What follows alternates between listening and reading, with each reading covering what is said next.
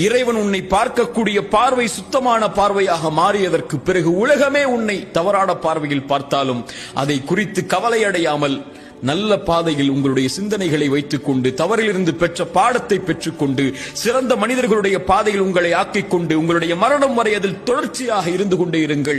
ஒருபோதும் கடந்த காலத்துடைய பாவங்கள் உங்களை கவலையடைய செய்ய வேண்டாம். அதற்கு அவசியமில்லை. வாழப்போகின்ற வாழ்க்கை கொஞ்ச காலம். இந்த உலகத்தில் நீங்கள் மரணித்ததற்கு பிறகு இந்த மனிதர்கள் மறந்து விடுவார்கள்.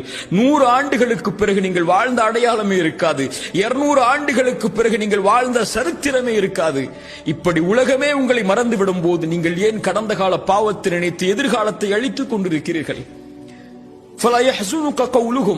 அப்படி மனிதர்கள் உங்களுடைய பாவத்தை நினைவு கூர்ந்து கொண்டே இருந்தால் அவர்களுடைய வார்த்தை உங்களை கவலையடைய செய்ய வேண்டாம். இறைவன் அறிந்தவன் மறைப்பதையும் வெளிப்படுத்துவதையும். Download ShareChat.